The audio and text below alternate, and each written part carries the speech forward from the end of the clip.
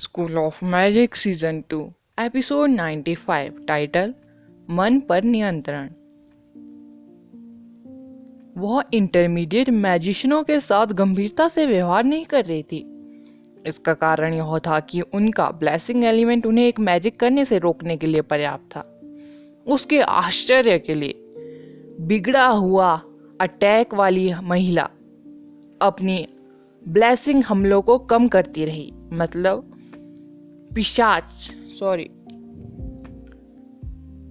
Beast जो कि एक जली हुई महिला है, उसके स्पिल को राधा कम करती गई। वह आसानी से ब्लेसिंग मैजिशियन से निपट सकती थी जो उसके स्तर से कम थी, अगर वह माइंड कंट्रोल स्पिल डालने में सक्षम थी। दुर्भाग्य से वह मैजिक का उपयोग मैजिशियनों को नियंत्रित करने के लिए कर रही थी। इस प्रकार वह अब एडवांस स्पिल माइंड कंट्रोल का उपयोग नहीं कर सकती थी। इस बीच बेसिक और इंटरमीडिएट स्पिल सबसे अधिक कष्टप्रद छोटी कुतिया द्वारा अशक्त हो जाएंगे। हीलिंग स्पिरिट, जैसा कि डीमन राधा से निपटने का एक तरीका खोज रही थी, लड़की ने एक स्टार पैटर्न बनाया जिसमें दूधिया सफेद और हल्के हरे रंग के मिश्रण के साथ एक चमक निकल रही थी जो एक रंगीन तितली की आत्मा में बदल गई। चमकती हुई तितली की आत्मा धीरे धीरे उग्र जादूगरनी की ओर बढ़ी।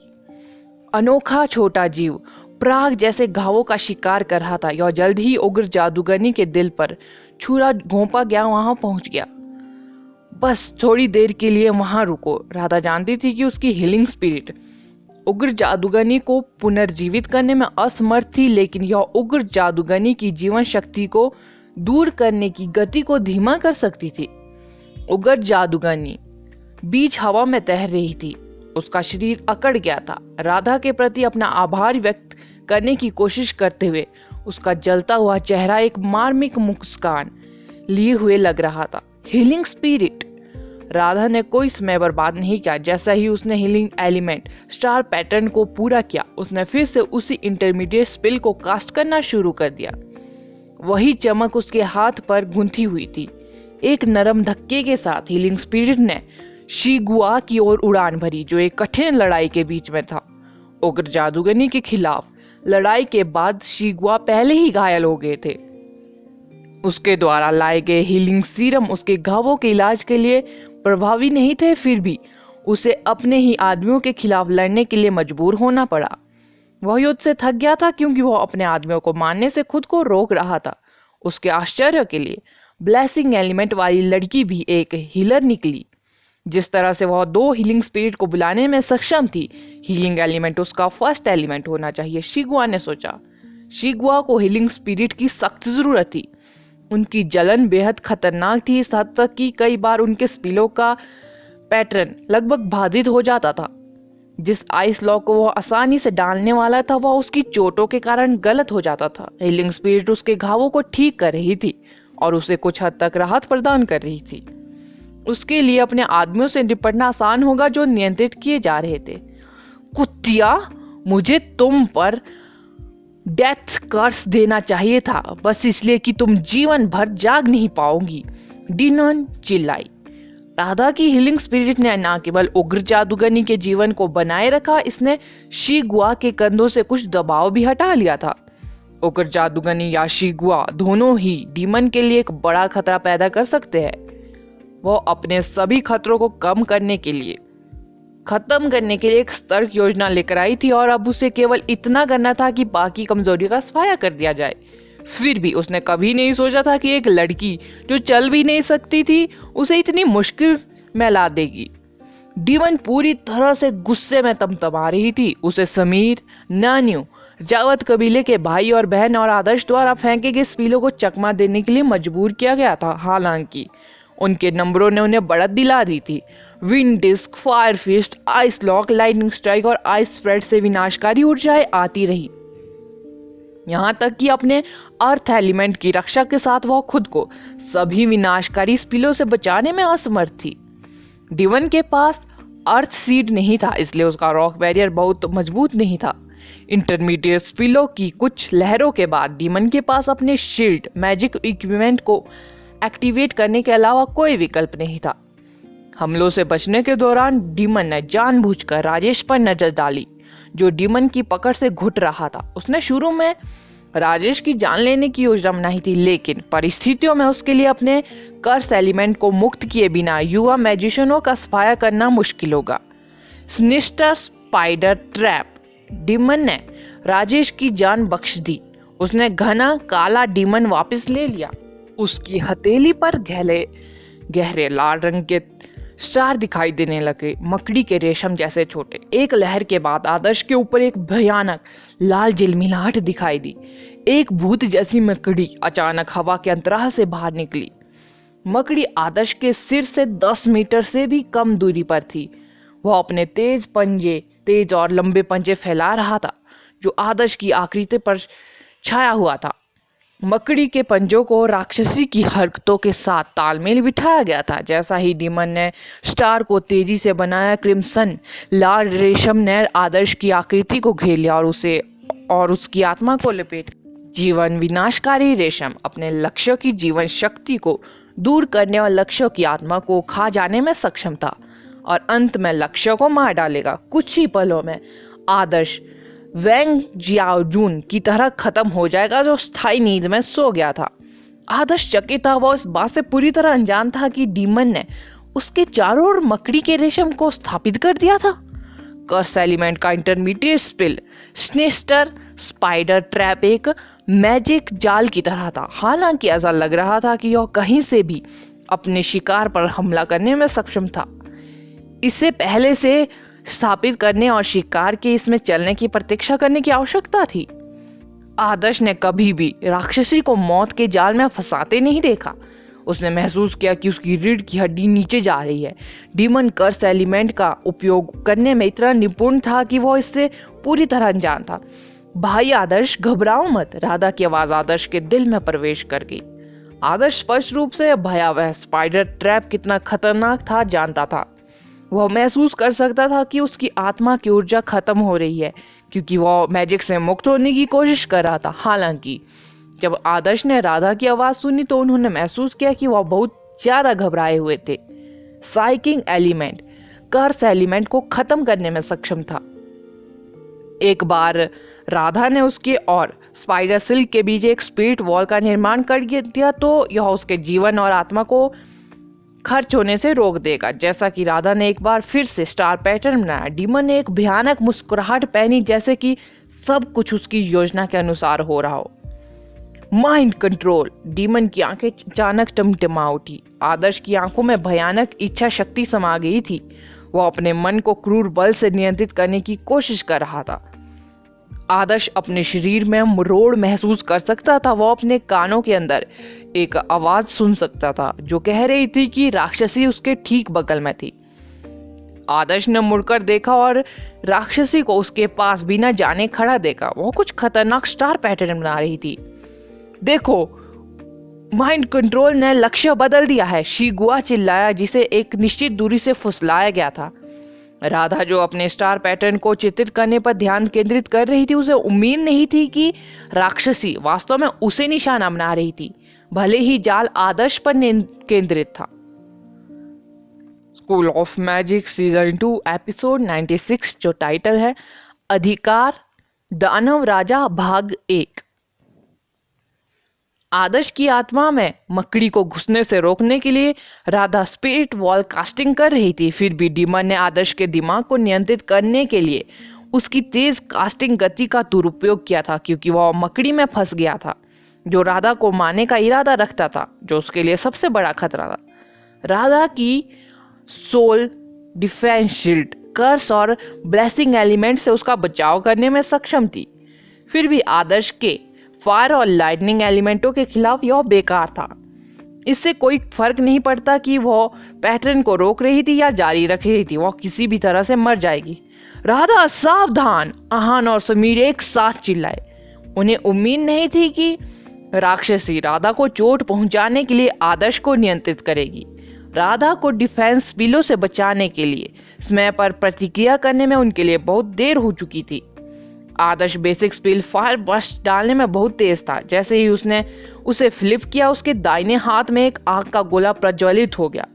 आदर्श का बेसिक स्पेल आश्चर्यजनक रूप से शक्तिशाली था।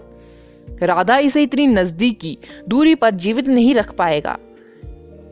डीमन कितनी शातिर थी, यह जानने के बाद समूह ने अपने रीढ़ की हड्डी को ठंडक महसूस करते देखा। उन्होंने तुरंत आदर्श की दिशा में नजर डाली और उसकी लाल आंखें देखी। ऐसा लग रहा था जैसे उसने खुद पर नियंत्रण खो दिया हो। वास्तव में आदर्श की आंखों में राधा किसी तरह राक्षसी में बदल गई थी। वह जोर जोर से हंस रही थी।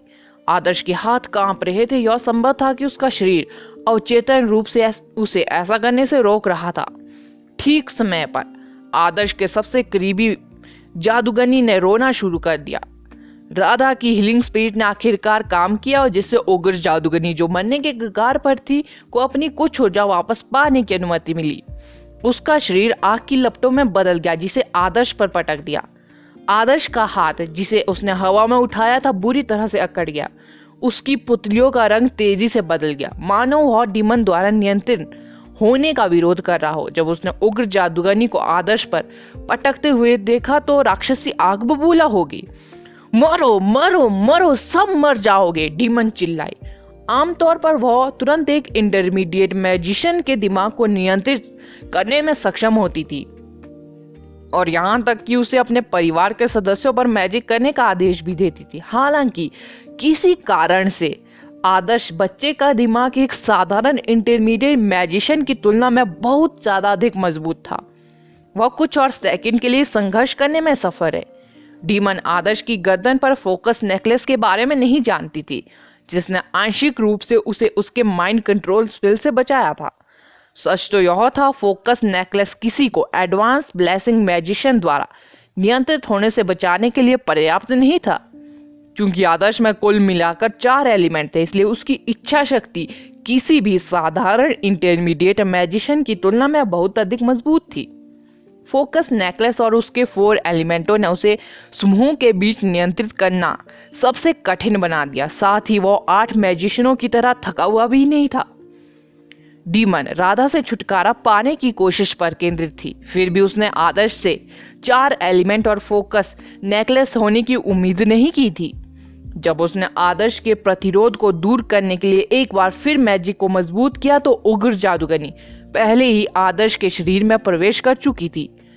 आदर्श टक्कर से उड़ान नहीं भेजा गया, टक्कर से वो गिरा नहीं। ऐसा लगा जैसे आदर्श का एक शैडो क्लोन शुरू में अपनी असली स्वरूप में लौट आया था। कब्जा स्टीक क्षमता जिसने उग्र जादूगरनी को सुरक्षित क्षेत्र में इतनी दूर जाने की अनुमति दी थी, वह आदर्श को अपने कब्जे में लेने की पूरी कोशिश कर रही थी ताकि वह अपनी मजबूत भावना से डीमन के माइंड कंट्रोल का विरोध कर सके। डीमन ने घिसे पीटे मैजिशियनों और आदर्श को नियंत्रित करने का साहस किया, जो अभी भी एक इंटरमीडिएट मैजिशियन था, लेकिन वह कभी भी उग्र जादूगरनी को नियंत्रित करने की हिम्मत नहीं करेगी, क्योंकि उसकी असाधारण आत्मा उसे केवल डीमन के दिमाग को चकनाचूर करने में सक्षम शक्ति के साथ प्रतिबिंबित करेगी। उग्र जादूगरनी ने आदर्श के शरीर को अपने कब्जे में ले लिया था। जिस व्यक्ति के पास पहले से ही फायर थी, उसका फर्स्ट एलिमेंट फायर लगा दिया गया था। आग की लपटों का सागर जो धीरे धीरे मर रहा था अचानक खिल उठा, आसपास के वातावरण को लाल कर दिया। आग की लपटों की गर्मी सभी दिशाओं में फैल गई, जैसे क्षेत्र में बेतहाशा घूमते हुए एक क्रोधित अजगर। आदर्श जैसे ही जादूगरनी के नियंत्रण में आगे बढ़ा, उसकी आंखों से आग की लपटें निकलने लगी। उसके सामने जमीन से आग की लपटें फूट पड़ी। ऐसा लगा जैसे उसके चारों ओर आग की लपटें अपने सम्राट का स्वागत कर रही हो। दुर्जय ऑरा ने डीमन को पीछे हटने पर मजबूर कर दिया। तुम चुभन का गुच्छा, मैं तुम्हें एक एक करके मार डालूंगी। जब डीमन ने महसूस किया कि स्थिति अब उसके पक्ष में नहीं है तो उसने कर्स दिया। क्योंकि उग्र जादूगरनी ने आदर्श को अपने कब्जे में कर लिया था, इसलिए उसकी आग की शक्ति काफी बढ़ गई थी। डीमन अत्यंत चालाक थी। वह स्पष्ट रूप से जानती थी कि वह अब शिगुआ के खिलाफ कोई मौका खड़ा नहीं कर सकती थी, जिसे युद्ध से मुक्त कर दिया गया था। या आदर्श जो वर्तमान में आग की लपटों में घिरा हुआ था, उसने तुरंत भागने का फैसला किया। अग्नि विपत्ति फल अभी भी उसके हाथों में था। अग्नि आपदा फल खाने के बाद वह आसानी से अपना बदला ले सकती थी। उसके लिए जल्दबाजी करना अनावश्यक था। वह भाग रही है, समीर चिल्लाया। डीमन दौड़ने में भी काफी माहिर थी। अर्थवेव और कुछ अन्य मैजिकल इक्विपमेंट के संयोजन से उसकी गति काफी चौंकाने वाली थी। न्याय हमेशा जीतता है। जब हर कोई क्षण भर के लिए स्तब्ध रह गया तो एक छोटी सी लड़की की आकर्षक लेकिन गर्वित आवाज आई। आपस में जुड़ी हुई प्रकाश किरणों का एक जाल आकाश से नीचे उतरा, जो ठीक उसी जगह पर गिरा जहां राक्षसी भाग रही थी। ऐसा लगता था कि नेट काफी समय से उसका इंतजार कर रहा था। जैसे ही उसने दौड़ना शुरू किया, यह पहले से ही उसके ऊपर हावी हो रहा था। डीमन इस बात से पूरी तरह अनजान थी कि वह जाल में फंस गई और जमीन पर लुढ़क गई है। अहम दंग रह गया। क्या वह चीर सुनहरी रोशनी का जाल नहीं था जिसे उसने वैम्पायर लोलन को फंसाने के लिए इस्तेमाल किया था? इसका एक मजबूत जलने वाला प्रभाव था जो शिकार की त्वचा पर लोहे की मोहर की तरह झुलसते हुए निशान छोड़ देता था। आह! जैसे ही उसने सोचा था कि डीमन पीड़ा की चीखें काफी जल्दी आ गई। डीमन पहले भी अग्नि आपदा से जल चुकी थी, इसलिए वह किसी भी वस्तु से जलने से बहुत डरती थी। हल्के जाल ने उसकी पहले से ही जख्मी त्वचा को झुलसा दिया, जिससे अविश्वसनीय दर्द पैदा हुआ। मैं तुम्हें मारने जा रही हूँ। जब डीमन ने देखा कि यह जाल के दूसरी तरफ एक हानि रहित दिखने वाली छोटी लड़की खड़ी है तो वह लगभग पागल होगी। उसने पहले ही एक गलती कर दी थी जब उसने आदर्श के दल की ताकत और दृढ़ संकल्प को कम करके आंका था। कौन यह सोचने की हिम्मत करेगा कि 12 साल की उम्र की एक छोटी लड़की उसके लिए एक जाल बिछा देगी? डीमन हमेशा दूसरों के लिए जाल बिछाती थी। अनगिनत कमांडर और एडवांस मैजिशियन उसके हाथों मारे गए थे, फिर भी वह एक छोटी लड़की द्वारा लगाए गए हल्के जाल में फंस गई थी। कितना अपमानजनक! राक्षसी को फंसा देख हर कोई सन्न रह गया। डीमन की उत्कृष्ट क्षमताओं द्वारा हेरफेर किए जाने के डर से युवा मैजिशियन पूरी तरह से लड़ाई पर ध्यान केंद्रित कर रहे थे। कोई नहीं जानता था कि चुटकी, जो हमेशा से उनके साथ रह रही थी, कहाँ थी। इसके अलावा चुटकी किसी और से बेहतर खुद को सुरक्षित रखना जानती थी। उनके आश्चर्य के लिए चुटकी छिपी हुई थी, डीमन के भागे जाने की प्रतीक्षा कर रही थी ताकि वह जाल से डीमन को पकड़ सके। अगला एपिसोड जानने के लिए बने रहे मेरे इस चैनल के साथ। Thank you.